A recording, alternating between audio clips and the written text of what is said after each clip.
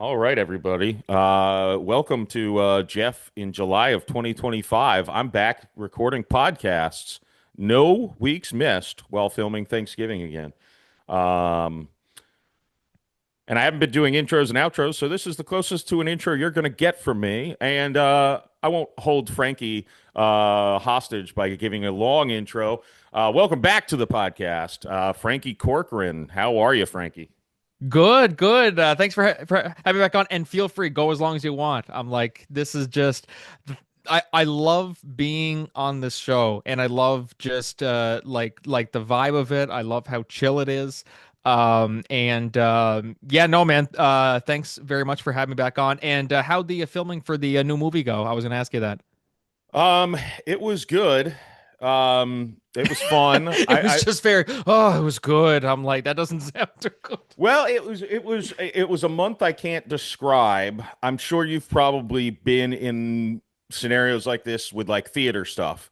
Yeah. But I mean, so I rented an Airbnb from June 1st to 30th. And we filmed, really only filmed there from I believe the 9th to the 23rd.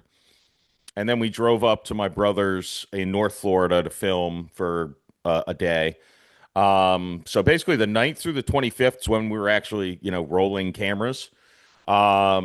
We did have all the actors come over that first week in June to rehearse a couple scenes. And, otherwise it was me, my producer, Rick, the associate producer, Sierra was there before filming, and my director of photography, Jeremiah. And the four of us were going scene by scene, walking through the house, figuring out how to film things. Jeremiah had to learn how to use the camera because the camera options were a menu was crazy. But it was like, we leave on the 30th, and this was a mile away from my house. So I could go from the Airbnb to my house, and I did back and forth quite a bit. I slept at the Airbnb sometimes, slept at my house sometimes. Um, but then July 1st hits, and it's like, oh, now I need to go back to normal life. What the fuck is that like? I have kids. Wait, I forgot about that. Well, the beauty of it, so I actually did almost 30 of them. I did a director's diary every evening. Like when I was winding down, I tried to do a director's diary. And like on the 6th or 7th, I started like crying that I miss my kids. They were in the movie though. So I saw Yes, I them. saw that on Instagram too. Yep. Yeah, so they were there for most of those 2 weeks we were filming. So, and I was spending time with them, although not really as a dad as much as a director and a co-star. But it was interesting and fun seeing them also interact with, they were the only two kids on set. Everyone else was an adult. We had a Mario Kart tournament with the cast also on Nintendo Switch. Oh, So that that's I got good. to edit those videos together. I won't spoil Oh my who God, that's won, awesome. Are but yeah, you are you the type of person? Because I mean, like we grew up with Mario Kart and stuff. So are you the one who like kicks her ass all the time, or do they kick your ass? so when I was a kid, Super Nintendo, Mario Kart, I dominated battle mode. Um, and in Nintendo Switch still, I will kick everyone's ass in battle mode. I'm amazing in battle. Racing, I can beat the computer, but my son has gotten much better than me. I did make it to the finals though. It was the final three. I'll spoil this. Was my son, me, and our lead actress Samantha Savasco. And that's a fun video because we were trash talking, and one of the three people won every single race. Spoiler alert. So that'll be out at the time of this recording because we're recording this a few days before. That'll be out when again? I'm not sure. I need to edit the I videos. get The it. thing was so I said we had a camera in front and behind rolling while this tournament was going on because we were just doing it for BTS stuff.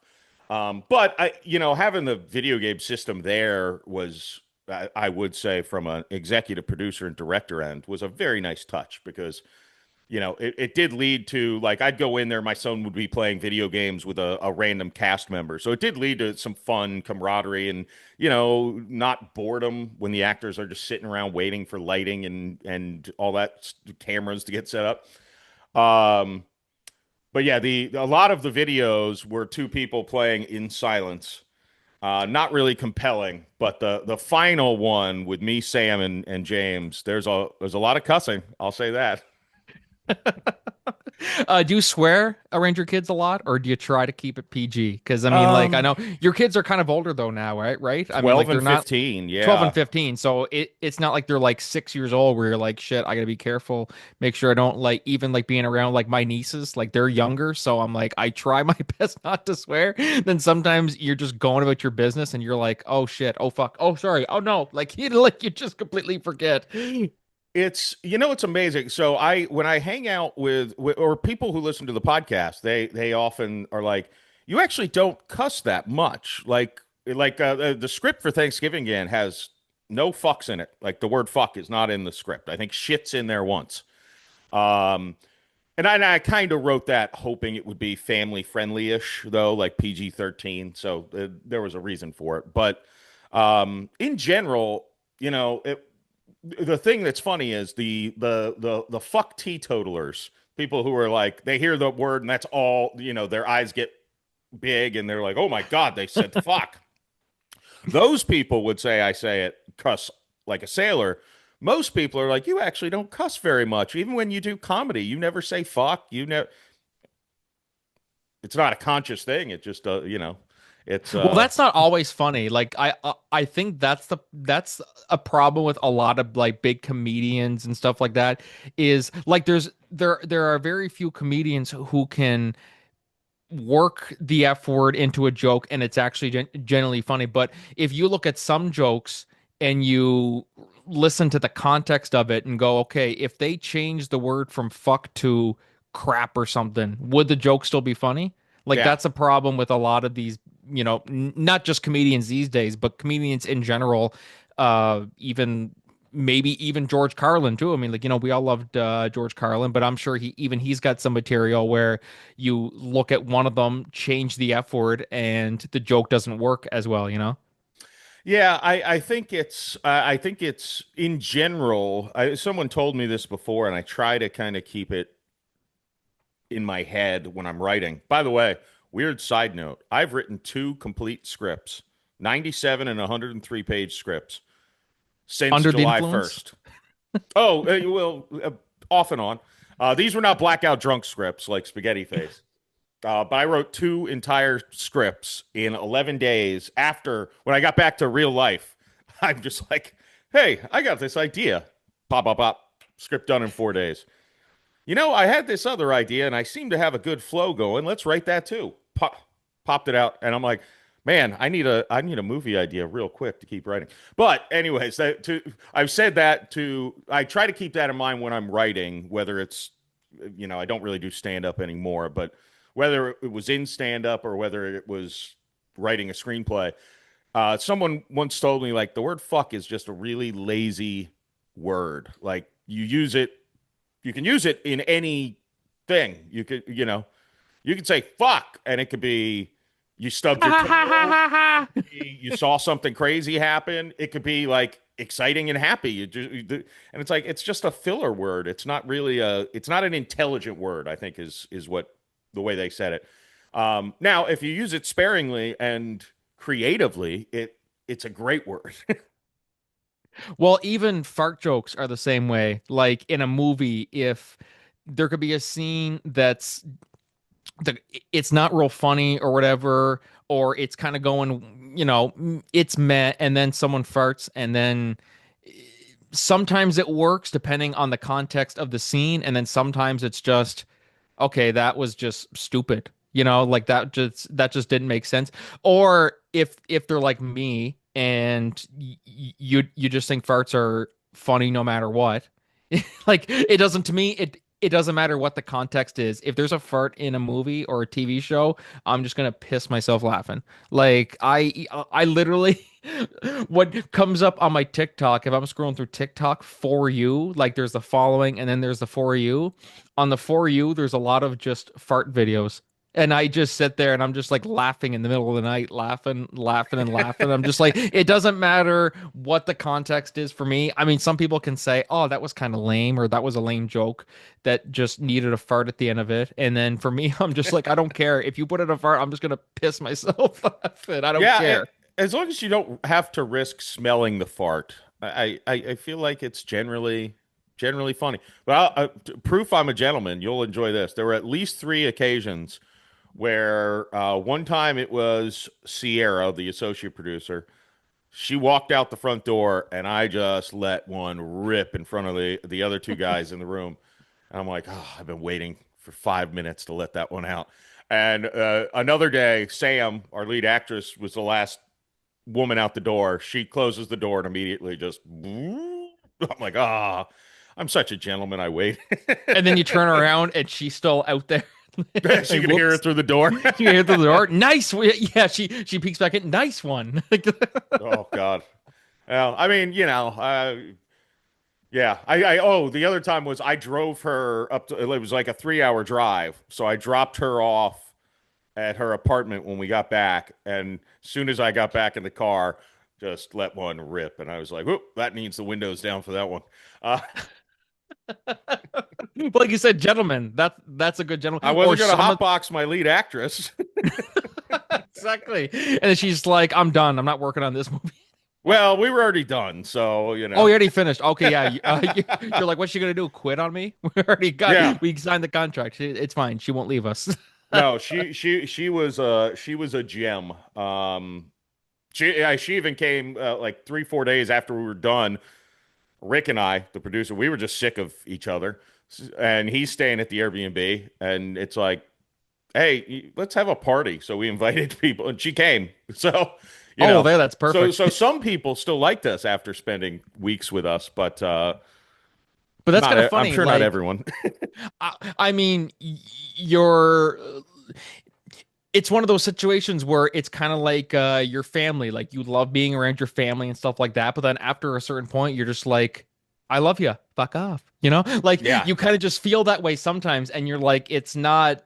You're like, guys, it's nothing against you. It's just I've been with you for, 2 weeks or whatever the case may be. Or even if you're, in your case, doing a movie and you're stuck with these people for like 2 weeks away from your family and stuff. And you're like, I just need a break. You know what I mean? Like, I just need me time, or I want to just go see my family, or like, even some people, I guess it's like I read stories and stuff like that about actors and stuff like that who they live together in a house and then they go off and they're still hanging out at nighttime and stuff like that. I'm like, that's kind of I like that. I like because that just proves that they're good people to be around, really. I mean, like I'm not sure because I mean, even me, I love being around people, but there's even times where I'm just like I just want to be alone right now, you know? And it's like nothing against you, but fuck off.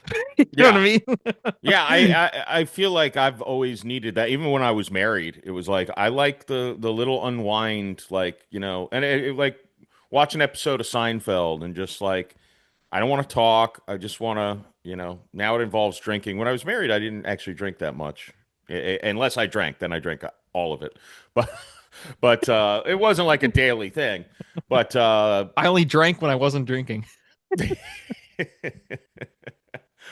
yeah, I mean, I went to a wedding and I would tear open I would unleash drunk Jeff, but it wasn't like a daily occurrence like it is now.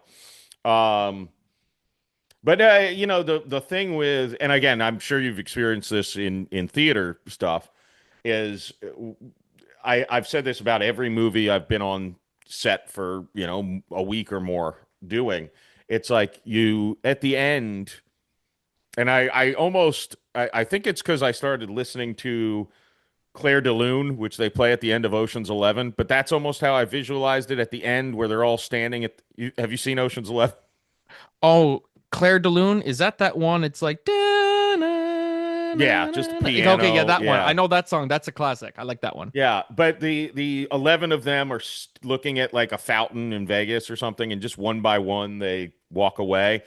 And it's the a movie set's almost like that. I also say it's like a sleepaway summer camp where you spend every minute of 2 weeks or more in some cases with these people, and you're sick of them, but you also like love them. Like, they're if you think about how much time I did the math actually on this a couple weeks ago. If you think about, so I'll just use Sam as the example, the lead actress, because Rick and I spent like 30 days together. So that was, and we also spent like 6 months prior to that planning everything. So we were talking constantly, anyways. But Sam, the lead actress, we probably spent, let's say, 10 hours a day for, let's say, 150 hours together.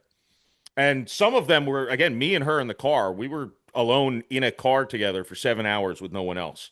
Um, your best friend, you probably don't spend 150 hours with them in 2 years. Like, you know, it's just like it's a weird thing. You could become very close, and then at the end of it, it's like I might never actually see this person again for the rest of my life.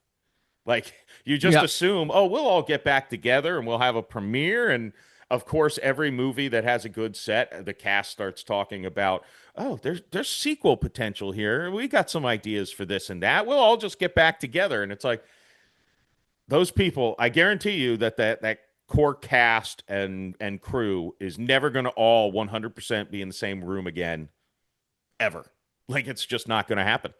Well, that's Uh, how you have to deal with every project. It's not necessarily one of those things like it'd be one thing if you knew for sure that this is kind of something that I went through when I did high school theater was okay, these guys are graduating. It's sad that they're leaving, but the people in my grade, we're still here. Like we'll be here next year, and then the people who are below us will be here next year. And then once we got to senior year, it was just like I literally might never see these people ever again. I might never work with these guys again. We might have some days where we want to tear each other's head off and stuff like that, just because we're together for all this time and working on this thing. But at the end of the day, you're like, this could be it, and and we've had so much fun. And then closing night comes, and everyone's just bawling their eyes out and before the show, the girls do their makeup. I remember, yeah, our very last high school show we did, the girls all did their makeup. Our director came in, gave us a big speech about how, like, you guys worked so hard for this, blah, blah, blah. Girls started crying. 2 minutes before the show, they had to redo their makeup because it was just like the mascara was coming down and everything. And it's just one of those things. It's like you don't realize until the end, like closing night, like, shit, we had something special here. So I try to go into every project now like I might never work with this person again. Um, and even if you might, you just don't know what is going to come of it. So, it's kind of cheesy, but live in the moment and enjoy it for sure. yeah, yeah, because it is, it's one of those things that you're even I don't want to say I was sick of anybody, but let's face it, none of the cast is going to listen to this podcast, so it doesn't matter. But but He's going to talk shit about all of them. but no, well, there was a couple that was like, all right, I've had enough of this person.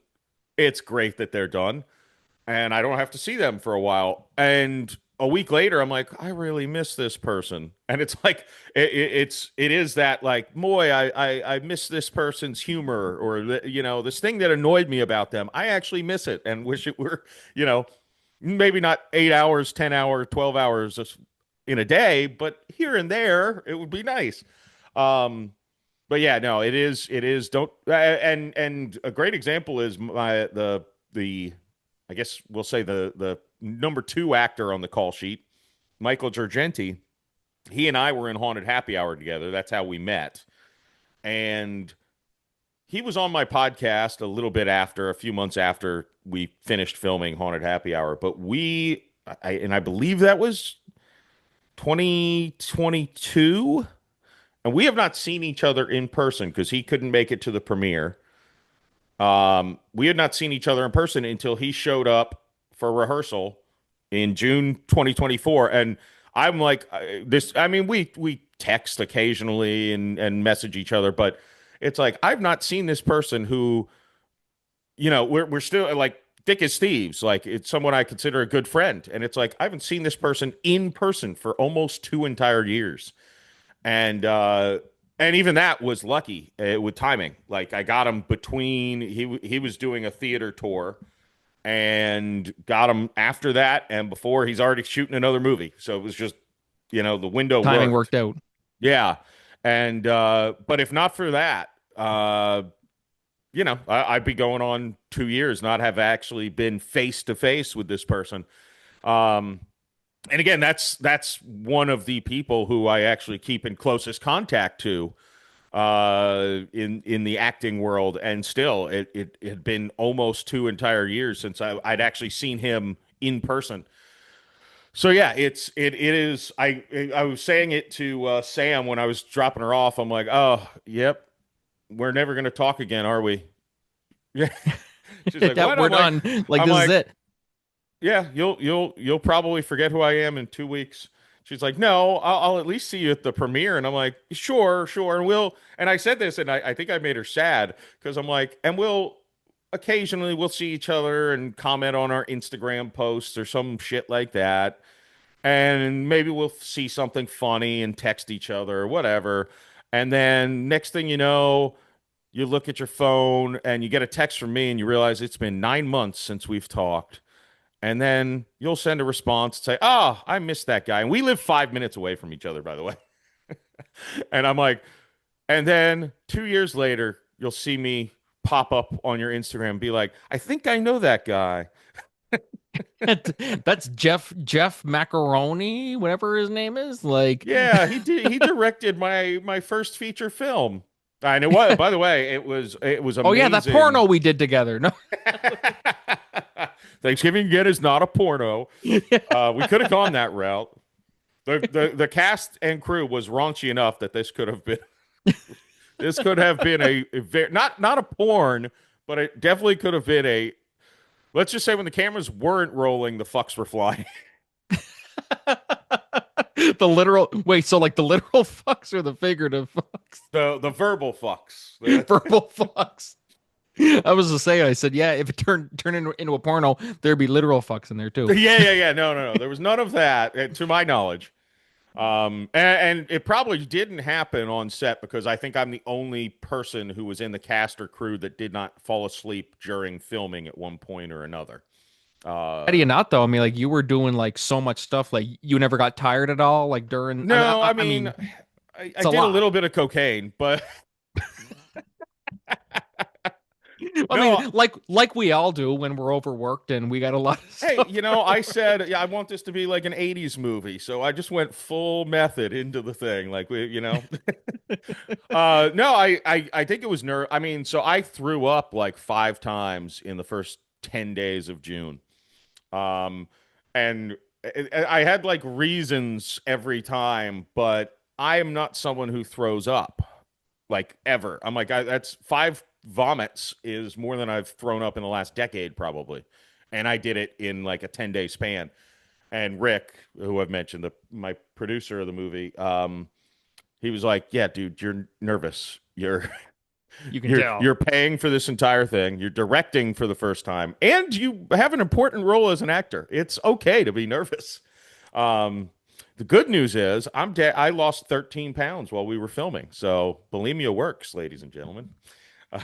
It actually does. Honest to God, like there's some shows like whether like I think I more so get nervous if I'm producing the show, but I'm like, oh my God, like I kind of just like look in the mirror after a show and I kind of like look at my body. I'm like, dude, like I'm like I lost a lot of weight. I said, damn, this is a good way. I said I should do a show like every single weekend because then that way I would be I would be like, oh God, I'd be like a toothpick by the end of it. But like the nerves do that to you, man. Like it really does. And it affects people differently, which Yeah, is that's the hard part about about that sometimes is people just say, "Oh, you're fine. Just go about and do your scene, and you'll be okay, and you'll know all your lines." And you're like, "Okay, do you want to switch roles with me? Do you want to be shitting your pants and me do your thing, or how do you want to do it?" Like nobody wants to be nervous.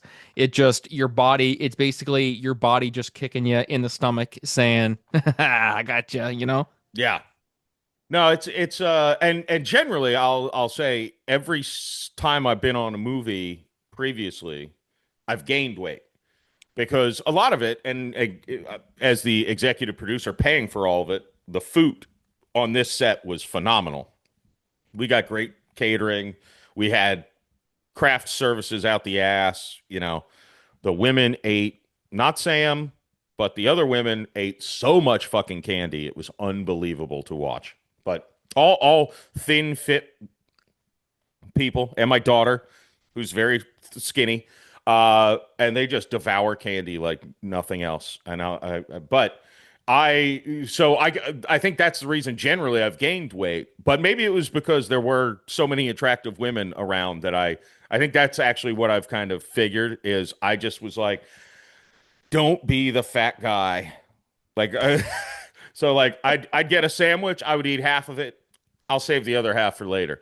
Um, and fortunately, I'm using that momentum. Like I've been to the gym or done something every single day since then.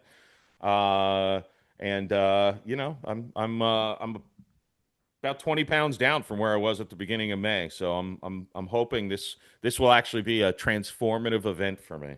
That's good, actually. How was the drinking change since then? I mean, obviously you're drinking now, but I mean, he's like, yeah, It lost hasn't 20. changed. I lost 20 pounds, 21, It 20, or no, 19, 18. Like, it just, it I drank a shit ton during June. Part of the deal with the movie was my character in the movie, whose name is Jeffrey. And I would say he's just me turned to 11. Um, with a little bit of inspiration for the character, a little bit of if you ever watched 30 Rock, Tracy Morgan's character oh, mixed right, yeah. in of like, look at me, I want to be the center of attention all the time. That was basically what I made my character. But one of the gimmicks, and we had this on a wall in the house taped up, says Jeff always has a drink in his hand. Like So if Julian from Trailer Park Boys always got the it, rum and coke in his hand. yes, Yeah. yes. And that character is actually one that I had a thought of too, just for that aspect of it.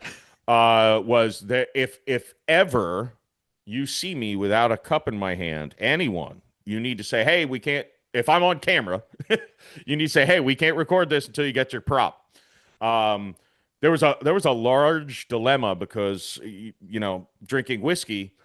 I was like, I might need to be a vodka drinker in this movie because there's no way I can drink that much. Like, and I can't drink apple juice or ginger ale or mixed with Coke or whatever to make it look like whiskey. I can't be guzzling that shit down. That'll kill my stomach. Um, Well, drinking that and you're doing like so many takes too. Like, and then by the end of it, it's just like, dude, I can't.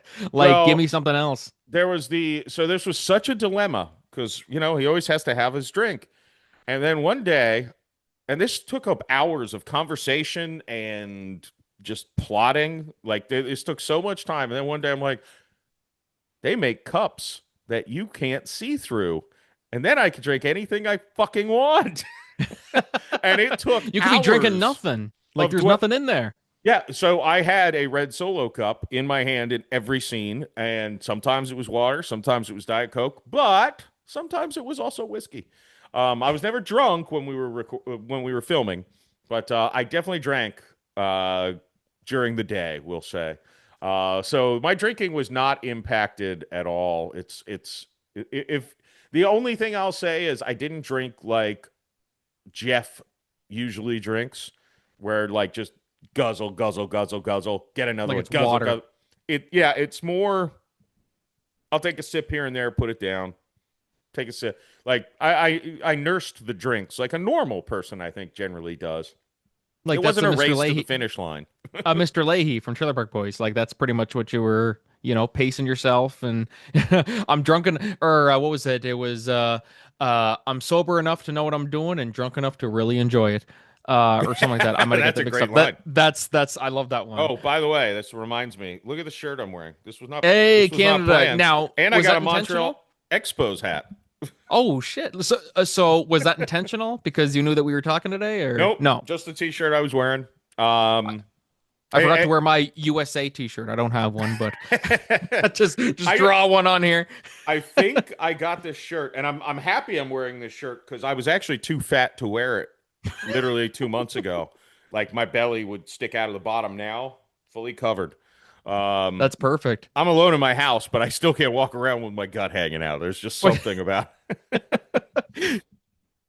Oh, but staying healthy, man. It's good. Like, you feel good too after that. Like you feel really, really good after like even just losing like 5 pounds, 10. Like you start with 5, then 10, then 15. Like it feels really, really good. And it's like you're like, I might not be where I want to be, but I feel like a fitness instructor or something like that. You might not be where you want to be, but you'll get there. Like I feel like an influencer or something. Like yeah, TED Talk. one of the things that helped or is helping me is the first script I wrote from July 1st to the 4th was a football movie where I would be playing a washed up old quarterback. And I'm like, quarterbacks can have any physique, basically, but they can't be this fat. I need to lose 50 pounds. And Luke was a audio guy who helped with this movie. He said when he was talking to me, I was talking about I need to lose weight, and he's like, "You should write a role for yourself that requires you to lose weight. You'll lose the weight, I bet." And he was saying it like he knows I'm professional and serious about that side of things. So I'm Yeah. like, I had an idea about a quarterback, and I would need to lose weight to play the role. He's like, you should write. So I wrote that script in 4 days. Um, and yeah, so that's now I just need to get funding to make the movie, and, Exactly. That's the and thing. Yeah, we're that weight will come off one way or another. It's I'll be thin enough to play the role. you'll be what's his face? Who's someone who got like jacked in like a month or so. Chris There's some Pratt. actors who do that. Chris Pratt, yeah, where he goes from like the real chubby guy from Parks and Rec, and then all of a sudden he's just buff, friggin' Star Lord. You're like, how did that happen in that He amount of time? he was actually around. I think he was a few years younger than I am now.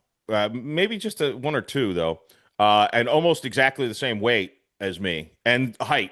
I have Andy Dwyer's body, or at least had. I'm slowly losing it, but he is kind of inspiration. Like, well, if he could do it, and he does, he kind of yo-yos a little bit now. Even you can see he puts on a few pounds and loses it for Jurassic Park 17 or whatever the fuck they're doing.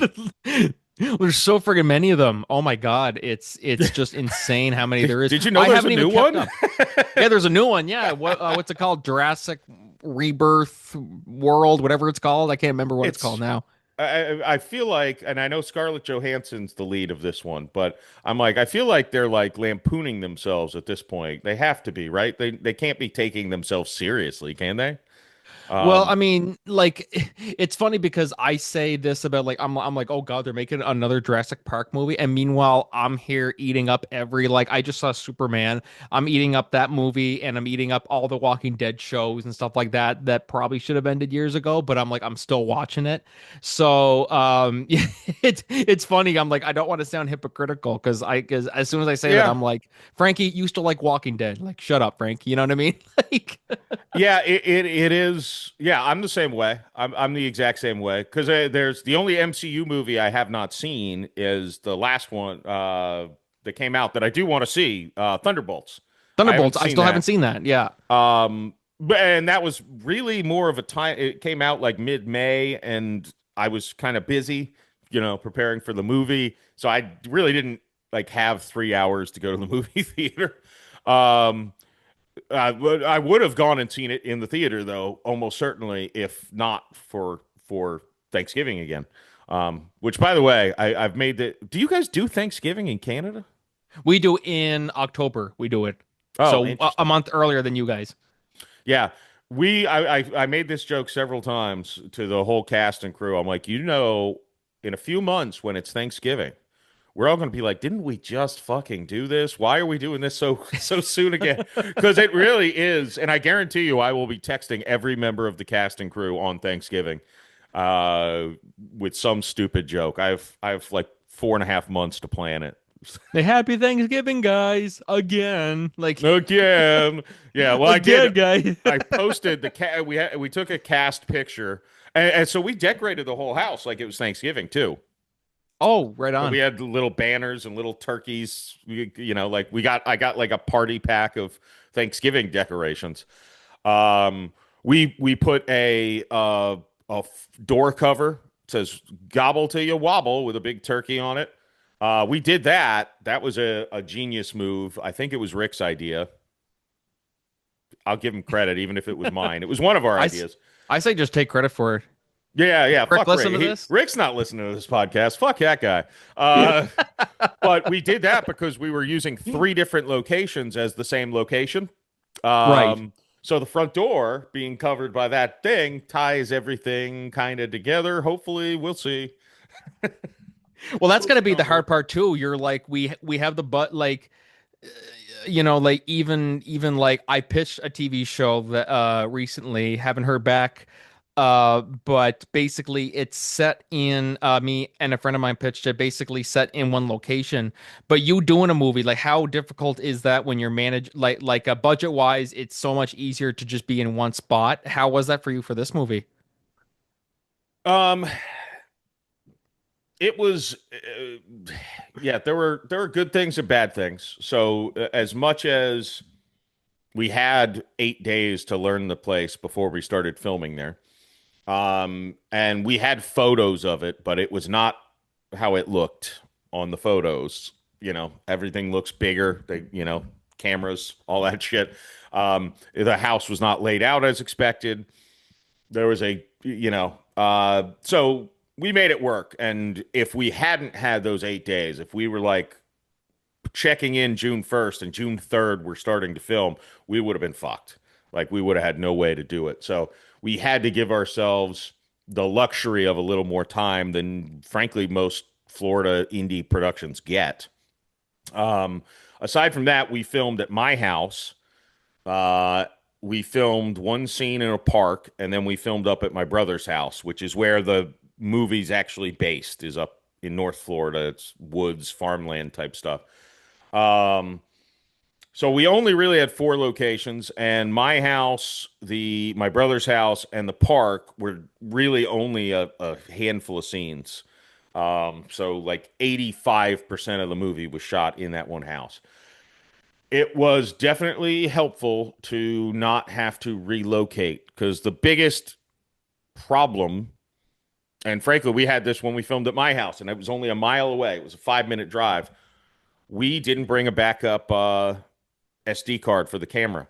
We ran Oh out. shit. It died during a take, and we had to wait till Sierra ran back to the Airbnb and came back. I mean, it was 10 minutes. It wasn't, thank God, it wasn't further away. We But I probably mean, would have, that's time. You're like, anytime production is halted, that's a lot of money, per minute. You know what I mean? Like that's a lot. So yeah. you're like, shit, we gotta leave for 10 minutes. Oh, God damn it. Like that's, Well, $10, yeah. like lots of money. And momentum too.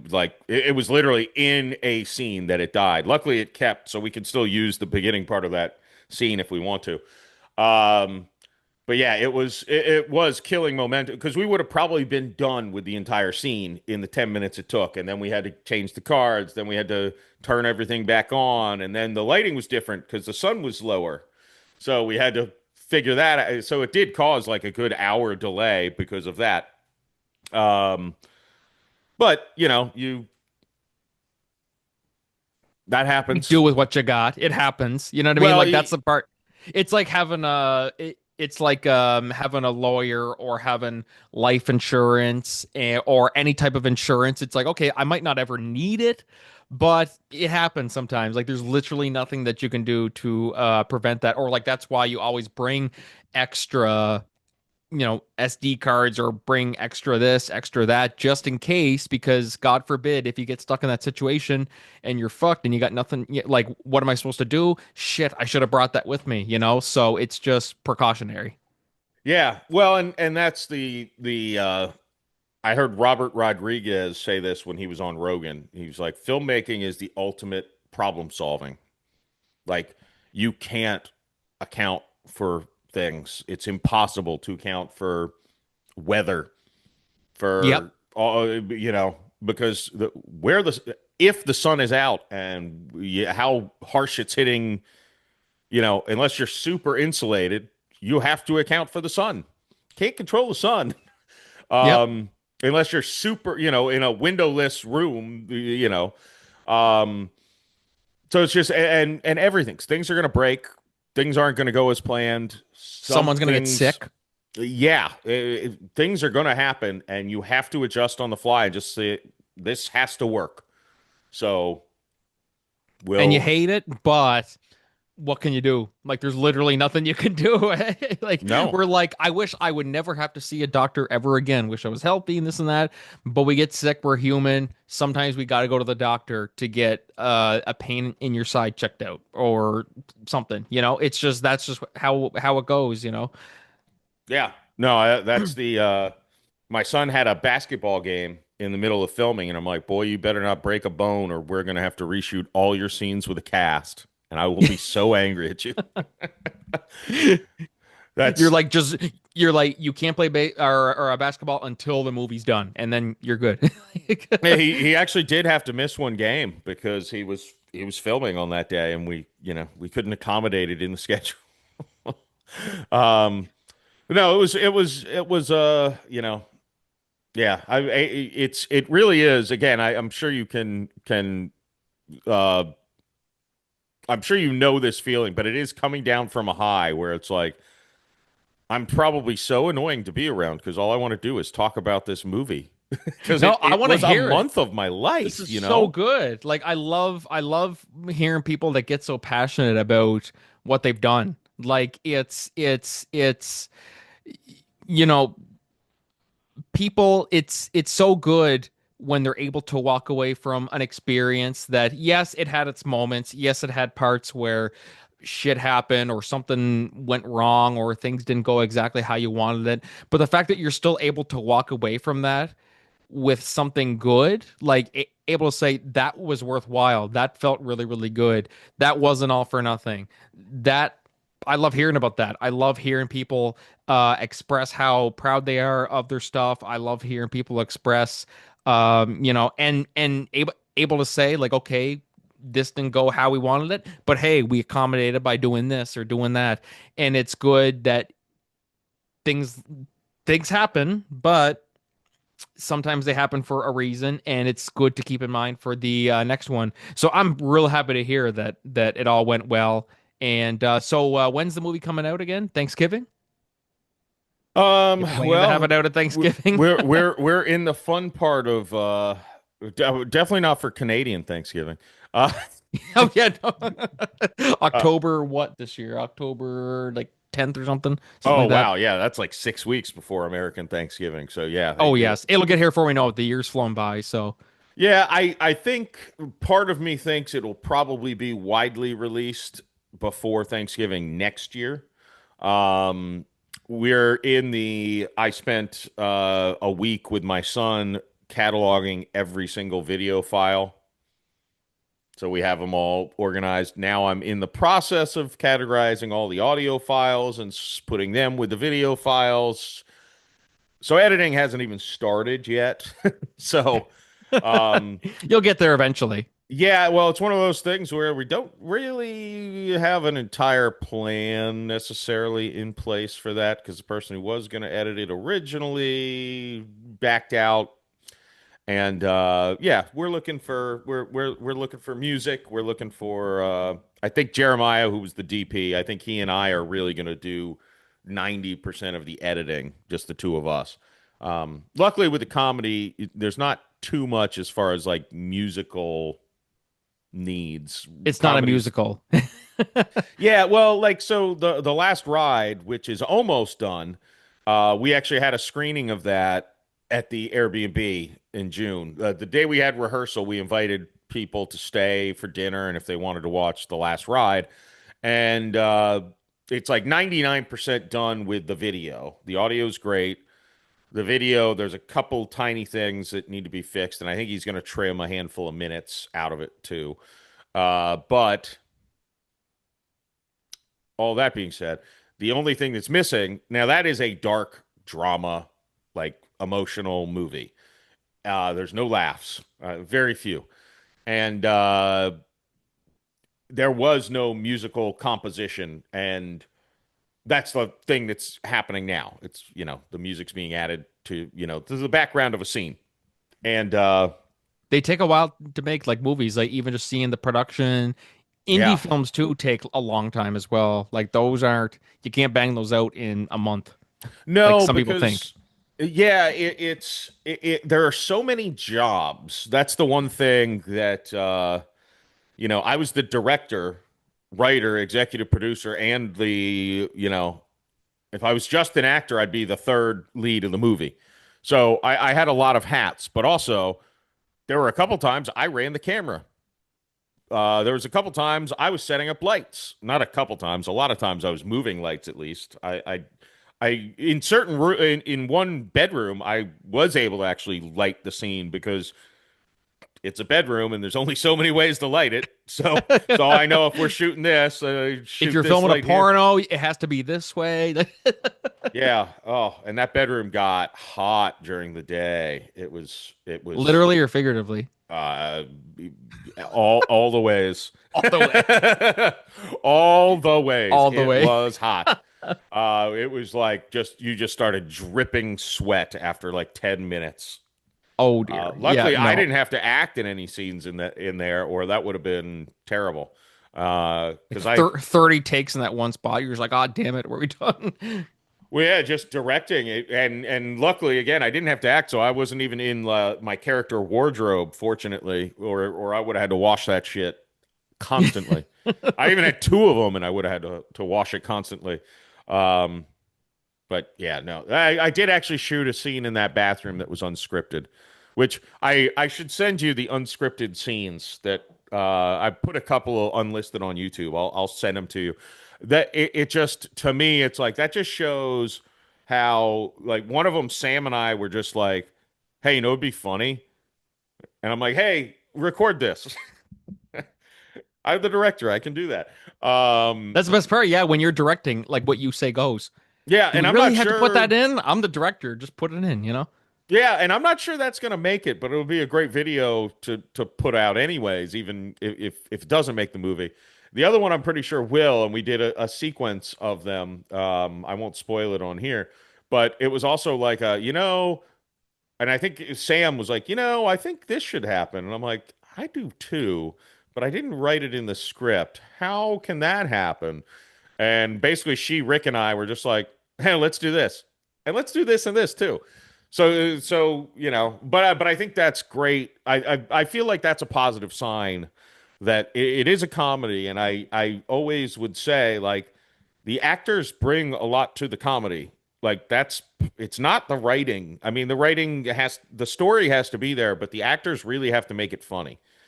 It's not, you know, you have to figure out a way to, the actors, it is their responsibility to act and not need their hand held and told how to say a joke.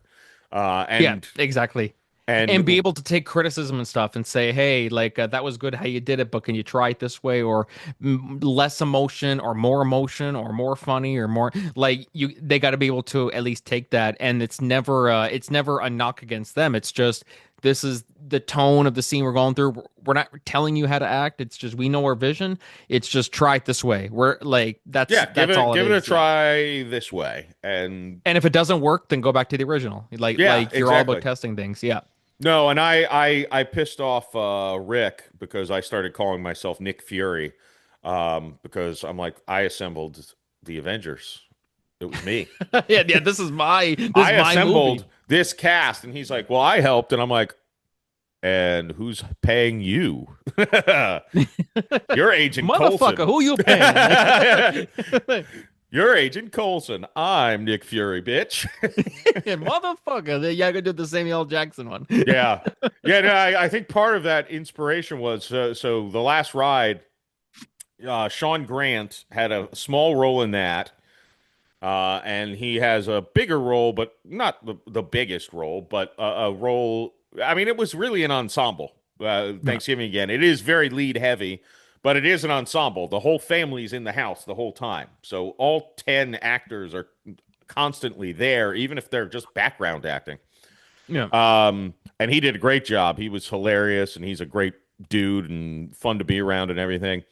Um, but there's a scene in the last ride where we're kind of leaning and looking like serious at the actors who are talking, and it cuts away to the two of us, and I'm like, "Oh man, it's Travolta and Sam L. Jackson from Pulp Fiction," and I'm like, "I'm obviously Samuel L. Jackson." Oh, he's black, by the way. That would probably help you understand the joke Yeah. even more. There's an No, I Italian got and a black guy. I'm obviously Samuel L. Jackson. You're Travolta. and then you got it. Yeah, I've had it with these motherfucking snakes on this motherfucking plane, or like work it in some way, like turkey or something like that. I, oh, the turkey. By the way, that's another thing. Never make a movie that involves a Thanksgiving dinner, because you know what you have to do on a low Make the budget food. set? The director and the producer are making the fucking food.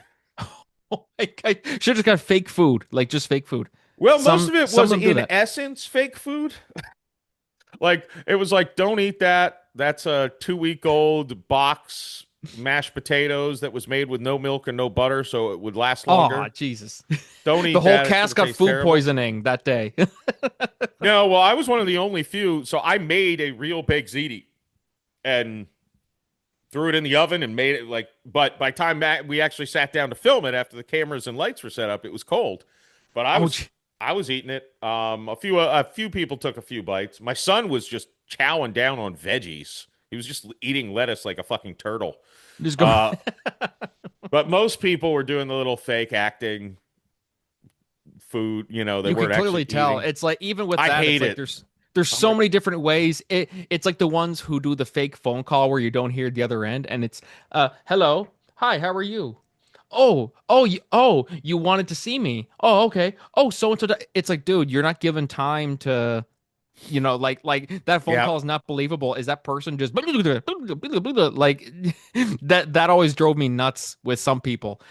Even in move or sitcoms, they do that too, where I'm just yeah. like, oh my God, guys, like can you at least make the phone call believable? It might seem nitpicky, but it for me, it's like that's such a pet peeve of mine. Food is a big thing with me. Food and drink. When I watch, it takes me out of a show or a movie. And then on the other hand, I get great enjoyment out of people actually eating food. Like it's weird. It's not like I like watching people eat. But ASMR. when you see someone take a real bite of a sandwich and they're chewing and maybe talking with food still in their mouth, that's real life. Like the person who picks up the sandwich and puts it down and picks it up and puts it down and they've never taken a bite. It's like, what the fuck are you doing? Like you're not a real person. Big or like tiny sandwich about this big, and they're doing this about 10 times. You're like, how fucking big of bites are you taking, you know? Yeah, no, I will say I authentically eat. In the last ride, there's several scenes where I'm talking with food in my mouth, and I'm like, I feel like that's good acting. That's realistic. People do that. People talk like that. Yeah, yeah. Yeah. I'm having a conversation with a guy. I take a bite of a burger. He says his line. I'm answering, and I'm like, whoa, whoa. So I've Because then you dropped can food relate on to that. myself. That's Yeah, an actual something people would talk or like people would talk like that in real life. So to me, that's what you want. You want it to feel like you're actually in the room with that person, or like I know somebody who is like that, who talks just like that. yeah. It's a weird. It was a very funny conversation that the director of the last ride, Chris.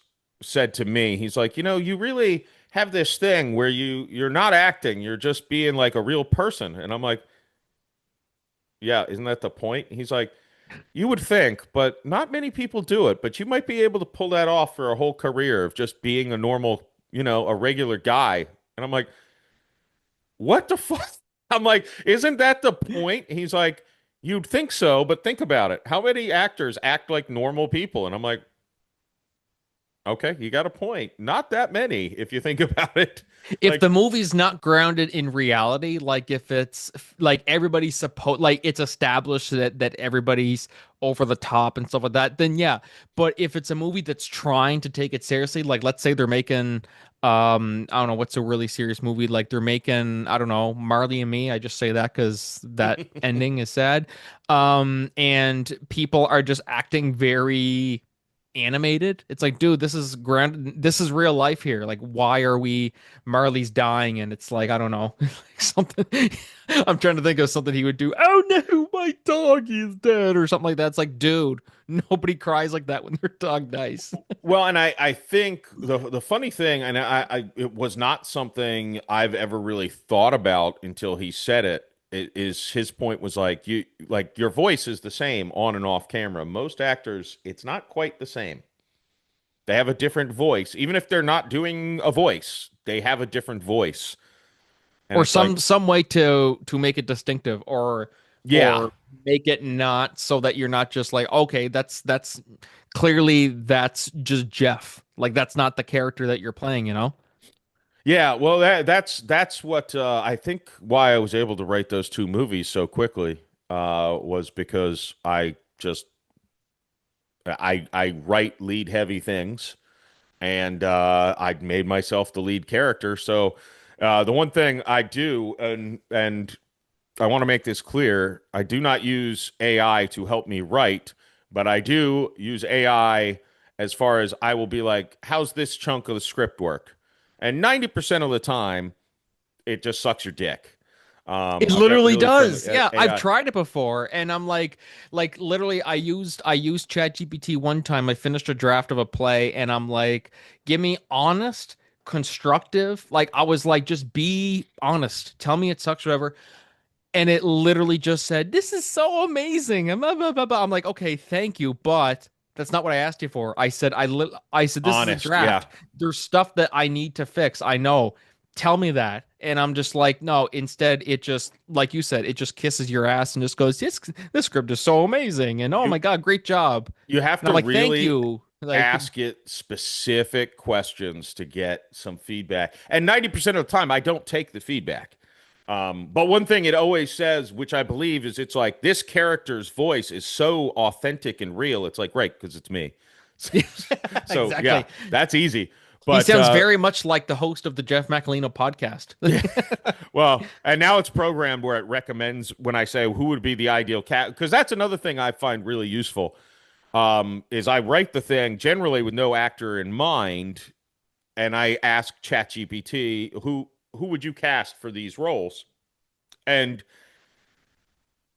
if it's someone who is so out of left field, I'm like, I'm not writing this character the way I thought I was.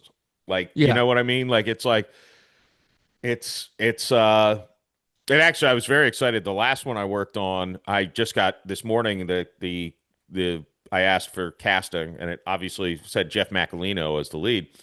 Um, and one of the characters, it said, if you can get Danny McBride, he'd be perfect for this role. Oh And my I'm like, God, you guys look yes, alike too. Danny Holy shit. McBride. I literally didn't realize that. That's actually like so good.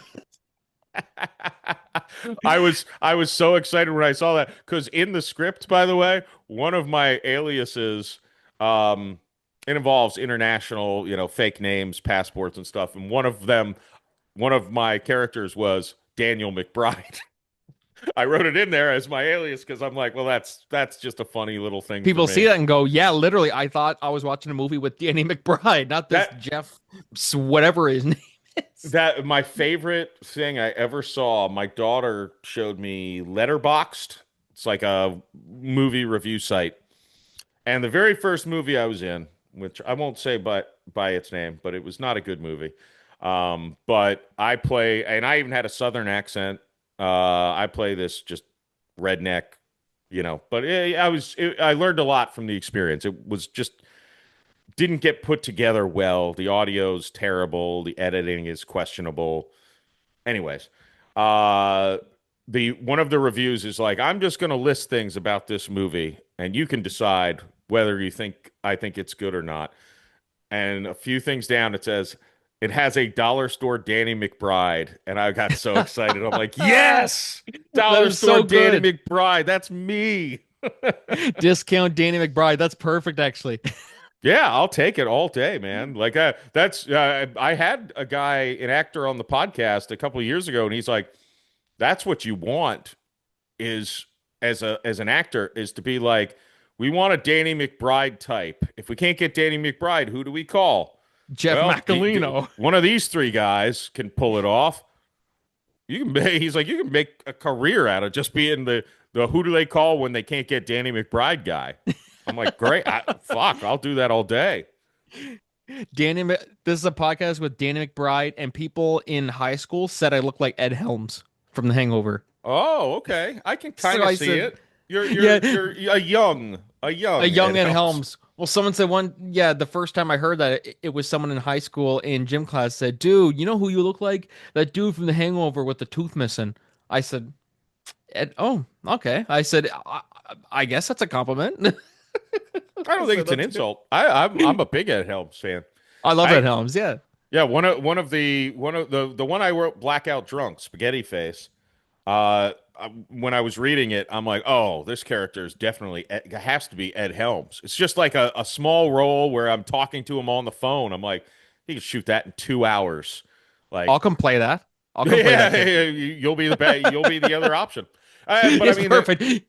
well, that's where the celebrity cameo is a genius thing too, because he's literally on a phone, so we could go to his house and film. Like, you know what I mean? Like, is just, so you could Instead of get it it, filmed in Canada, and you yes. know, Okay, that's perfect. We'll film it right here, or well, I mean, like, I'll get some good quality type camera. I mean, this right here is just a MacBook that I'm using.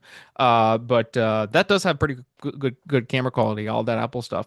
But yeah, yeah, I'll send something pop a for couple for lights. Just I'll rent you a camera. It could be delivered to you, and that's what we did for this. We rented the camera for the month and just had to, that was one of the things we had to do at the end was return the camera, ship it back.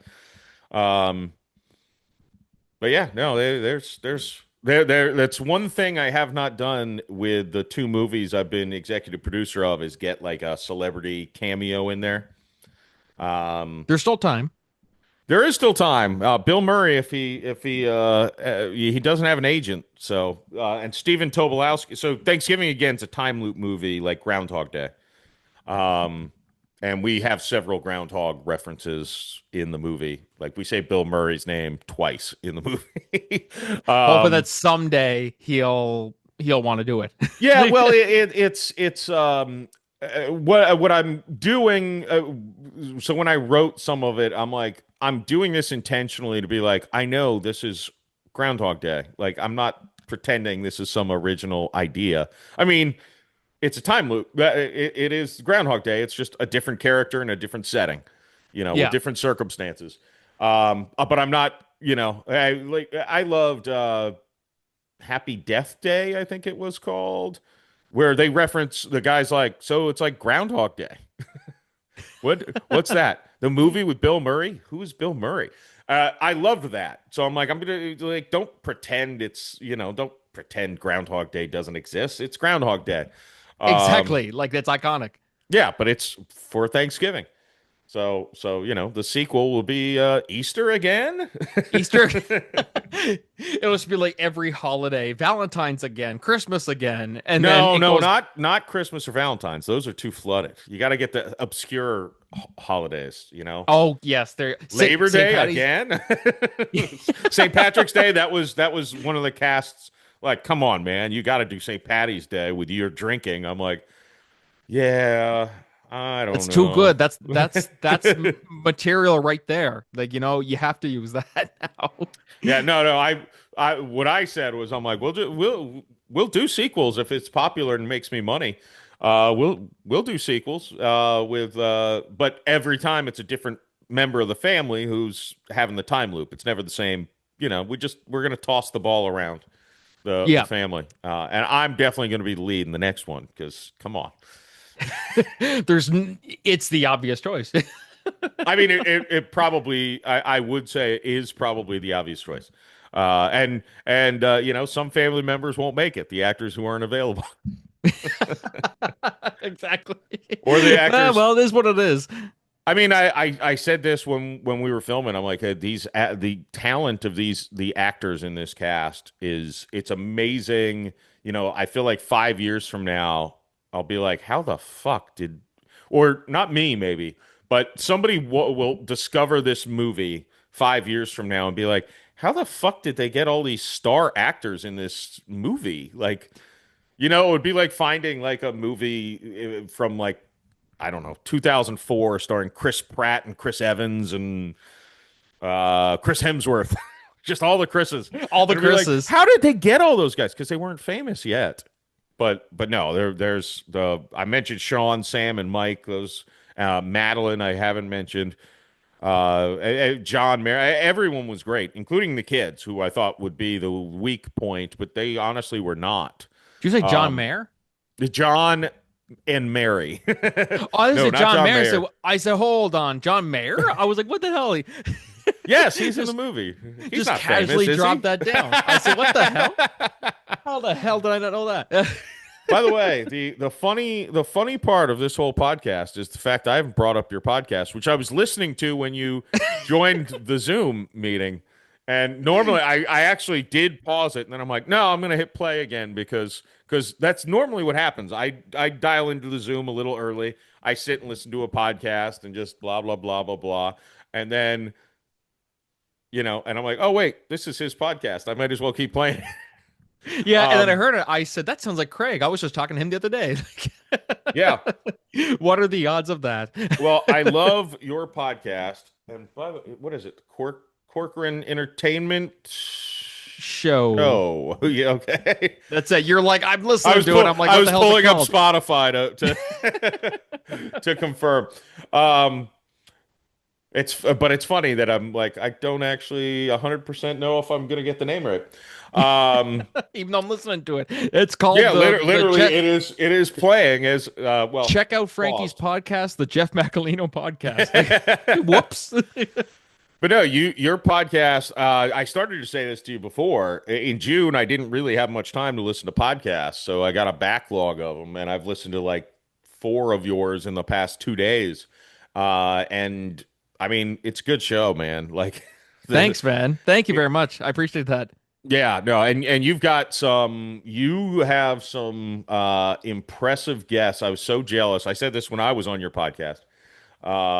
Obviously, that shows the quality of guests that you bring on the podcast. The fact I've been on there twice now. You be Uh, twice, and you will be on a third time too. yeah, yeah. Announcement right there. I didn't Just even ask him yet, but just this is what I asked send him. me, send me the link. I'll be there. Perfect. Awesome. um, but but I was so jealous. And then I'm like, I need to get him on my podcast, and I'm sure I could, honestly. But when you had Patrick Fabian on, but then I listened to your podcast, and I'm like, I'd probably ask the same question. As conversational as I normally am, I would just like nerd out over like what's Vince Gilligan like? Well, Bob Odenkirk's heart attack, something. Well, I was I kind couldn't of the do same better. way. I couldn't do I was better than kind of you. the same way. I was just like, the fact that I was making all these emails and stuff like that. I'm making emails to like everybody all the time. Some of them you kind of just think, okay, this is never gonna happen. Just for shits, I try to get Snoop Dogg. I said it's never gonna happen, and obviously I didn't hear anything back. Oh shit, there he's not. No kidding. And I was like, yeah, just for shits. I said, just send it and see what happens. And so when I got the email back from it was his talent agent, I think it was, or one of his talent agents, and said, I was just like, holy shit, what do I do now? I was just like, it This was was just a one of Hail those things. Mary. Well, I didn't expect this ball to get caught. No, exactly. Like literally, I was just like, okay, oh my God. So like thankfully I had like a few weeks to prepare because he was filming something. And so I had time to prepare and I was like, okay, I'm not gonna fanboy or anything like that. If I just kiss his ass the whole time, that's just gonna be what's the point of having him on? He probably gets enough of that on a daily basis anyway. I mean, like that whole Yeah. cast would. I mean, Bob Odenkirk, Ray Seahorn, Jonathan Banks would be Mm. such a dream. Giancarlo Esposito would be, just terrific as well. Yeah. And even Vince Gilligan too. I would kill to have Vince Gilligan on. I think he's like the best writer there is, Yeah. honest to God. And so it was one of those things. I'm like, I'm just not going to fanboy. I'm not going to do this. I'm not going to do that. Just kind of make it casual, kind of like what we're doing here now, and it was thankfully he was just very, as soon as we got on the call, just, hey man, thanks for having me on and I appreciate the opportunity. I was like, Oh holy yeah. shit. I said, He wow, that's so nice. he seems like someone who doesn't know he's famous, if that makes That's sense. the thing. I'm like, I'm talking to him like completely, all I'm thinking about is after spoiler alert, his big moment on Better Call Saul. After that Crazy. happened, I literally couldn't sleep for like an hour. I was like, oh my God. I I just was kept just rewatching it. I was in shock when that happened. I was like, oh my God. You, And most shocking moment ever that I've ever seen when that happened. yeah. Like just I said it was one of those things where it's like, Howard's saying his thing and I'm gonna expose Jimmy and Kim for what they done, and then boom, Lalo From comes in. I was just like, from the Howard, moment the candle flickers.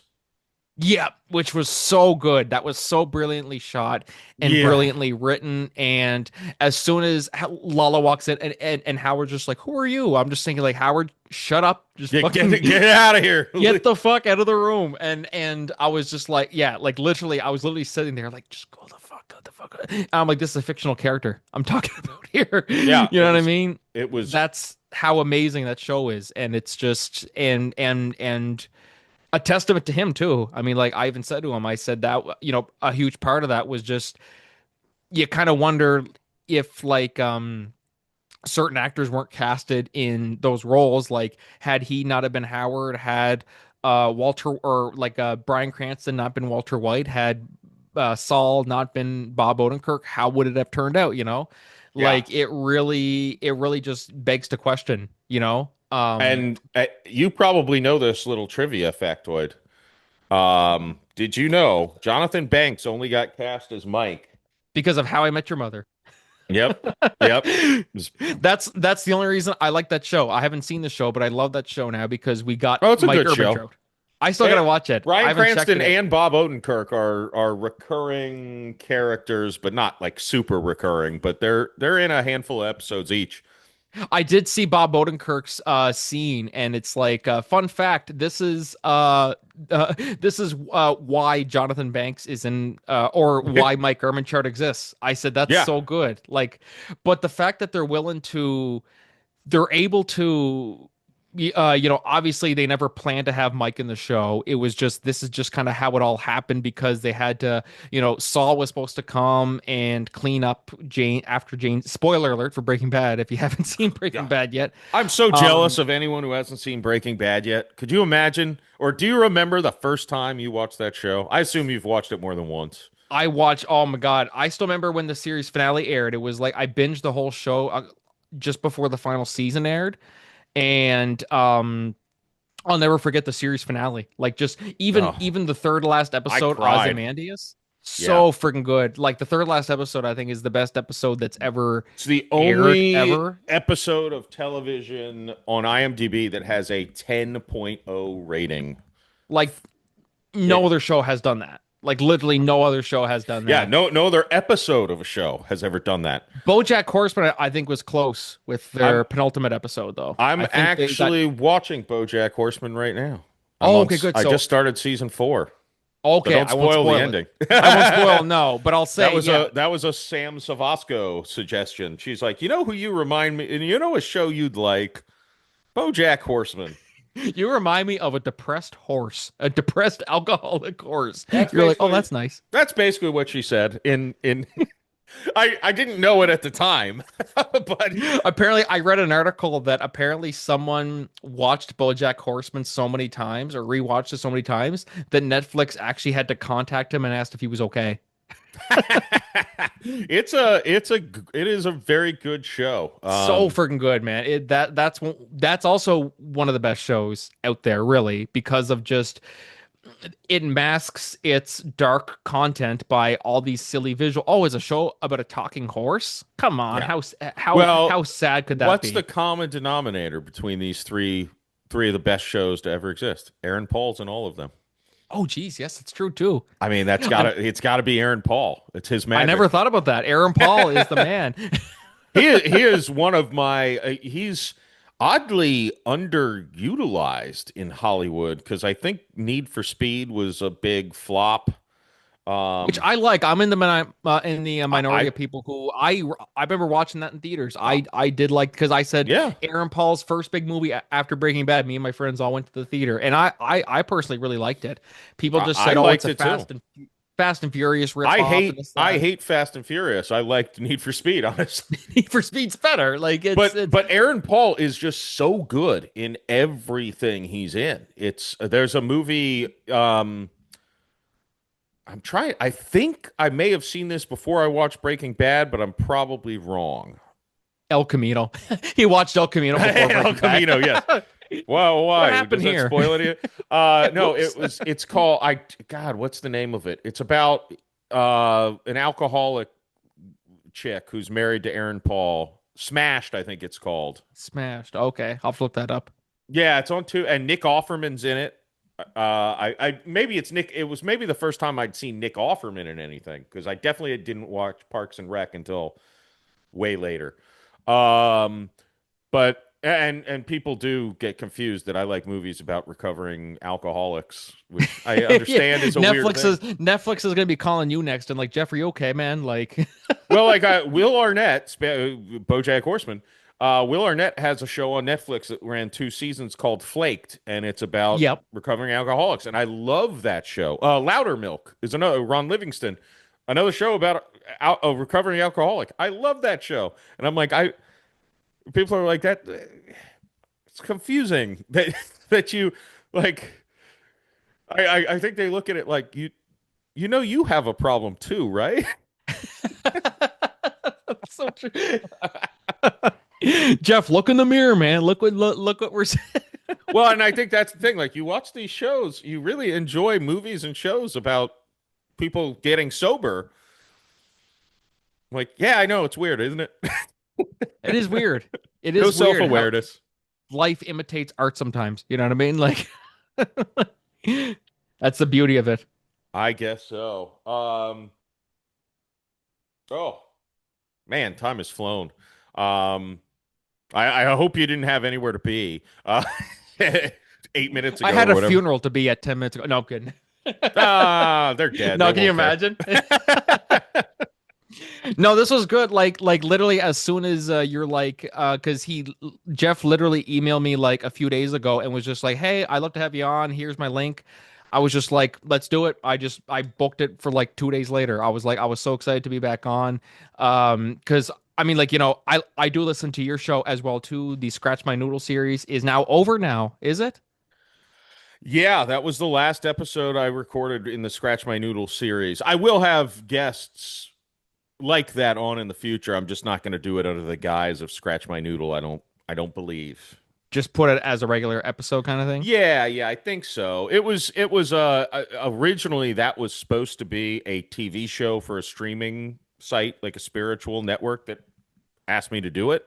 Oh, okay. And I said yes and recorded all those episodes, and then the company split into two different things, and it was like I'm not picking a side here. And I've recorded all these episodes, and the other thing was many of those guests were like, "I'll come back on your podcast and we can talk a little more unfiltered," because like I wasn't cussing and I wasn't hammered for most Right. of the They episodes. like that. They like when you're hammered.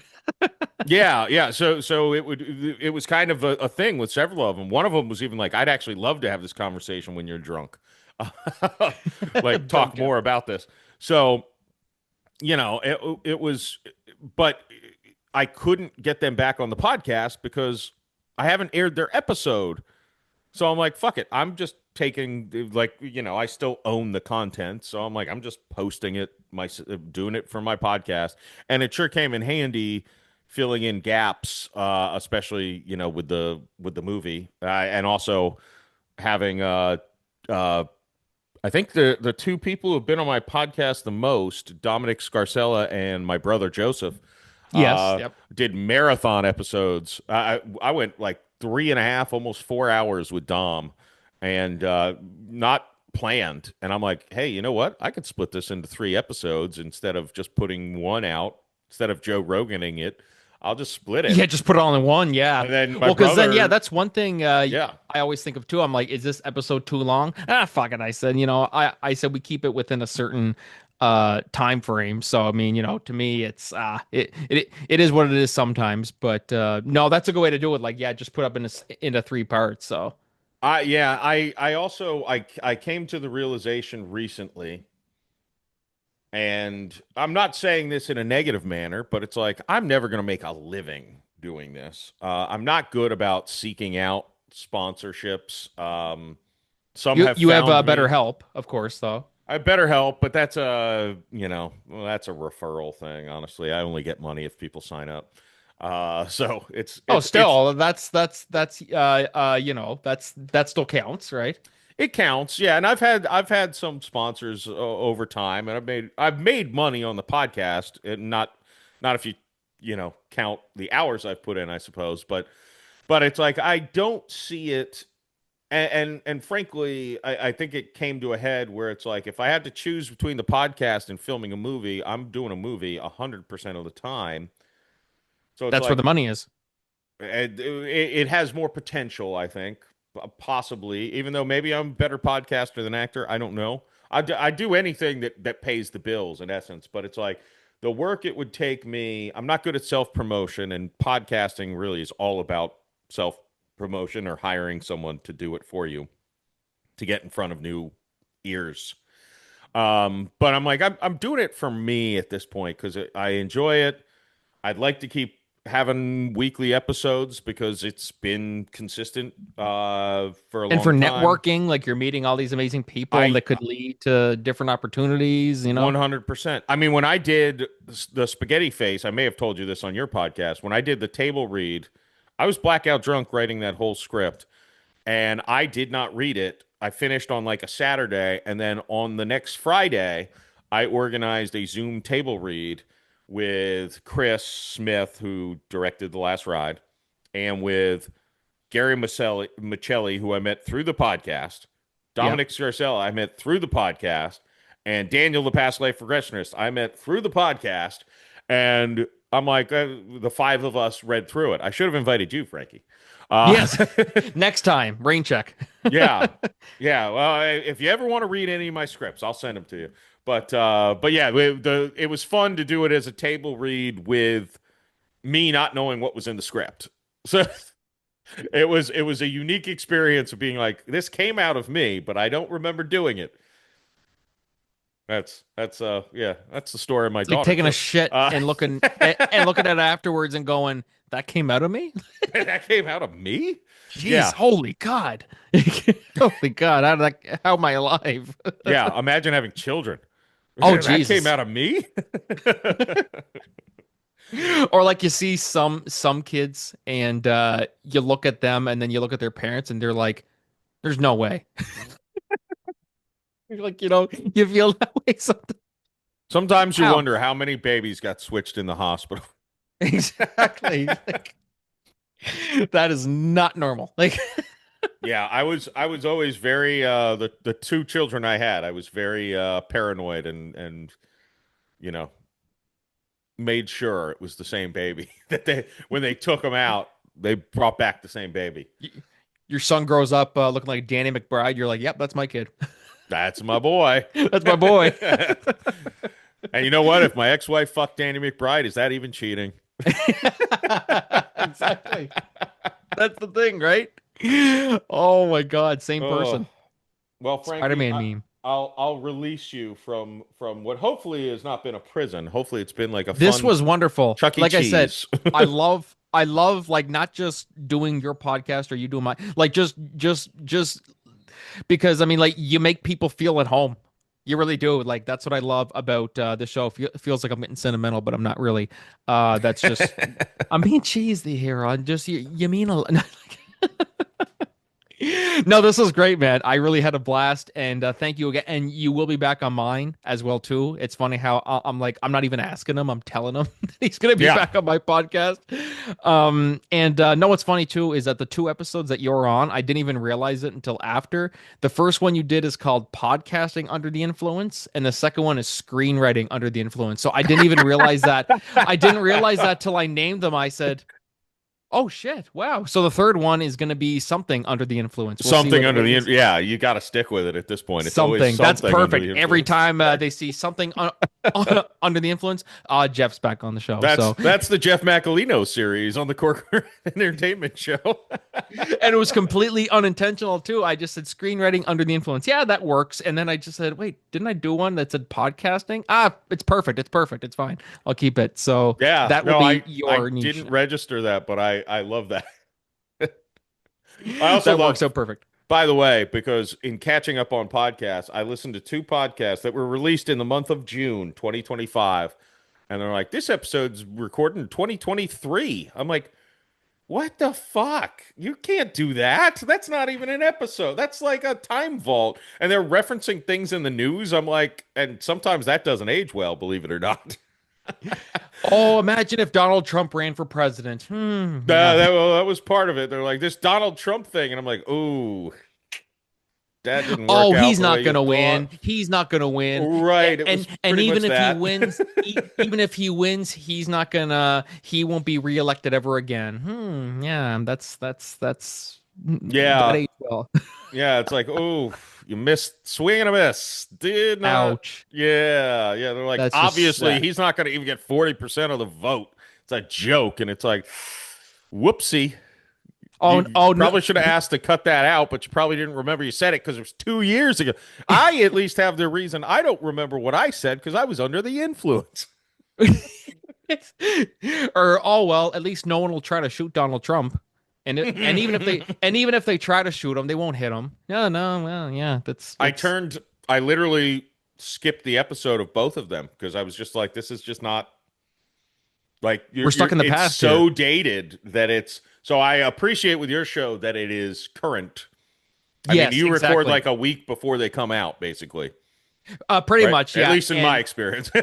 you know, no, exactly. Yeah, sometimes it's just like there might even be some where I know I'm gonna have a busy month and I'll kind of just like record like five in a row, like 5 different days just to kind of have them ready. But for the most part, I try to stick to a week because then if we're like I actually guested on one podcast one time. I can't remember which one it was, but I was doing a play and I was gonna promote it and I basically did this big plug for it and he said yeah the play was coming out was premiering in August and the episode didn't come out until like October. I'm like, well, I just did that big promotion spiel for nothing. Okay, I wish I had known about that. So it's always good to kind of stay somewhat current so then, we're not listening to it going, "Oh yeah, that aged well."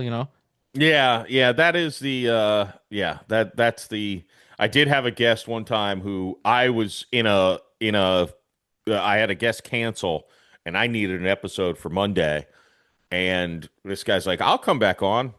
And he's like, "So this book that afterwards, he's like, this book that I'm telling you about, it comes out in September. So if you could air this like and I'm like, "It's March." And I need an episode for Monday, and you want me to air this in September? You're Okay. like, maybe we can just promote it now and then have you back on again later, like Yeah, no, and there were, by the way, that also was one that there were a few references that did not age well because I think it was 2024. So again, it's like what March 2024, And September of 2024, there were different Democrats running for president. like, like This is Joe, awkward. we were making fun of Joe Biden's incompetence, and then it's like, oh, but yeah, it didn't work, but that's The poor guy. The poor guy. less thing. Yeah, elder abuse is what I call it. Elder abuse. It really was. Yeah. Ugh. I went this whole episode without screaming about Trump being a pedophile because he won't release the Epstein list. So that was That's a good. record. Yeah. Well, that was what I was afraid the whole pod that's I almost did that when you're like, I just like coming on here. There's no stress. It's not nothing too serious. And I almost was like, well, tell me what you think about the Epstein file not being released. Damn it. Like, That was the joke in my head. This is something Sam called me out on this because I a couple times had joke ideas and I'd be like, how funny would it be if I did this? She's like, well, you should have just done it. Commit to the bit. And I'm like, that's the part. Yeah. It's like, don't ask, just do it. And if it yeah. doesn't work and just cut it later, I'm done gonna that. regret so much when you said that. I literally was gonna be like, tell me your stance on the abortion, gun rights, and the Epstein files not being released. And Go. go now. And then I say it. And then I say it, and then it's okay. We're done here. Well, if you started to answer, I'd be like, no, don't, please don't. Yeah, actually, you know what? No. Yeah, I'll cut that out later. If I agree with it, then I'll keep it. But if not, no, it's going. I don't want to hear anyone's stance on this podcast about abortion or gun rights. The Epstein, unless it the aligns Epstein with list, my beliefs. Yeah, yeah. Even then, I don't even share my beliefs on these things. The a smart Epstein way. list, I feel like there's only one opinion to be had about it, but that's apparently not any of the last three presidents. No, exactly. We're a country. Hey, not you. You're in Canada. We're a I'm in country run Canada, by yeah. pedophiles. I'm away I mean, from all of this. Trudeau was pretty bad though too. So Yeah, he was pretty bad. Yeah, I mean, like he had his nah. This is where I get canceled. yeah. No. I'll just I'm in the great place of saying I hate every politician, so I can make fun of all of them. I don't have a side. Yeah, exactly. It's like, would you ever interview this person? It's like, well, no, because my job now is to make fun of them or is to talk shit about them. I mean, I would interview any of them. I would just probably it wouldn't be as although the funny thing was when they were bitching and moaning that nobody would have Kamala on their podcast because she had to approve everything they talk about and blah blah blah. I'm like, I think I might be the only podcaster that could actually humanize her, but she probably is not human. Like, there's probably no way. I mean, you heard my interview with Marissa Simonetti, yes, yeah. where we talked about drinking and sex and stuff like that. We barely talked about her politics or any, like almost nothing. It was, But see, that's good because then that kind of yeah. Imagine talking about that with Kamala. I love when Theo Vaughn talked to Trump. yeah. And Trump's shitting all over Kamala, and then Theo just quickly goes, "Someone said she's a good roller skater, man." Like I was like, so I, I actually, when Trump was talking about being sober on Theo Vaughn's podcast, I'm like, oh, he's a human being. exactly. I've That's what I never loved about considered that. that he's a human being until that, because on Rogan, he was a bumbling idiot, in my humble opinion. He just, was like a crazy machine, like locomotive. But on Theo Vaughn's podcast, I'm like, man, he actually is a human being. He's talking. But it was so nice hearing him say to Theo, like, "Oh yeah, like congrats, like you're doing so good with your stuff." I was like, "Holy shit, he's being real nice." Like, wow, I was like, "Wow, that's actually really, really rare for Trump." You know what I Yeah, mean? they got him in a movie, and to me, that's why he won. Is because Kamala could. I mean, there was a left wing podcaster who just came out that they didn't air an episode they did with her because it was so terrible it would have been damaging. She's I not. mean, The thing is, most politicians are not real people. Like, they're manufactured identities to gain power. That's it. Like, they're not real people, so they can't be a real person. You can't break them down and talk to them about their drinking stories and stuff like that because they're just not they're not capable It of it doesn't because register. Exactly. yeah, they're not human. So yeah, it's but I would take any politician on the podcast. I think I would struggle to me and Joe Biden, me super drunk and Joe Biden might be the funniest idea I've ever You had. guys will both be drunk. Yeah, yeah, that would be the great like me blackout drunk talking to Joe Biden. It would So, just be Joe, it would be a did we beat slurathon. did we beat Medicare? This so you were president, right? Was something? Yeah, I would. Yeah, I like to sniff children's heads. Look, we finally beat Medicare. We beat Medicare, folks. That was my Oh, favorite one. Oh my yeah. God, it's so Oof. good. Elder abuse. It's funny. We're terrible people. All right, Frankie, before I sign off here, tell my audience where they can find you.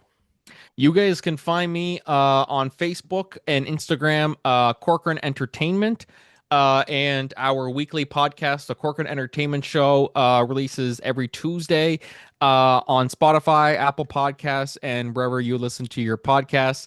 Thank you again, Jeff. This was such a blast. Hopefully we don't get canceled by Trump or Biden or Kamala, any of I those people. I called the director of the FBI. I replied to one of his tweets today and called him a pedophile. So this episode might never go out. I don't know. Oh yeah, no, exactly. This will just go up in a vault I said he was a somewhere. pedophile by association. I mean, if you protect pedophiles, you're basically a pedophile. That's, whatever. We're just saying things. Words are Hot just take. words. Words are just words. It's like we're not actually doing it. You know what I mean? We're not Now, doing this shit. yeah. So Now I'm no, doubling we're down fine. and calling him a pedophile on a podcast. So, I'll triple Nah, down on it. I think we're fine. We'll survive. You're in Canada. You'll be fine. Jeez, oh my God, yes, I can say whatever I want. Like, you know what I mean? Yeah, yeah. The FBI can't get you in Canada. Or can they? Or can they? We'll find out. We'll find out. The Corporate Entertainment Show was canceled because we don't know where he went. Because the host is gone. And we don't know where he is. Yeah, yeah. He just disappeared. It's like Howard Hamlin. Just Oh no. I was gonna say too soon, but I said it's been like 5 years since it came out, so no, it's not too soon. Yeah, yeah. I'll say this before I stop recording because I'd say it after, but I might as well. You want a bad YouTube rabbit hole to go down? Watch people's reaction videos to Howard's scene. Like I've seen I've done many that of with them Breaking too. Bad too. They're sitting there like just watching and then just what? What What? And then the fuck? yeah, literally. Yeah, it's great. I've spent several nights of my life watching just people reacting to Breaking Bad and Better Call Saul. Or even like Walking Dead ones too, like them watching spoiler Ooh. alert for Walking Dead, Glenn's death, and everyone, soon as the bat hits Glenn's head, everyone's screaming their heads off and everything. I've never seen that. That's what I'm doing now. Oh, there we go. So I'm going to YouTube to watch Walking Dead reaction videos. the Glenn's death. Glenn's death is the big one. Glenn's There's literally- death. I think Carl got bit. People screamed. that one would be good. His wife dying. Lori, She died. yeah. Lori, that would be a good one. Herschel. There's a lot of big ones. Oh there. yeah, the God, I don't remember anyone's name. The old guy with the beard who got The beard. He in he season passed 2. away in real life too, actually. So Oh really? yeah, he did. Yeah, he died. Yeah, quite a few years ago from cancer, I think it was. Oh wow. So that kind of has it. It hits harder now that he's gone too. Geez, yeah, there's so I many. guess of them he's not now. getting a spin-off series. No, they're all getting spin-offs. Somehow he'll get a spin-off series even from beyond AI in the world of AI, man, they can make it happen. AI. Yeah. All right, Frankie, I'm going to hit stop. Thanks, everyone. I'm not doing an outro for this episode, so this is the outro. Boom. It's over.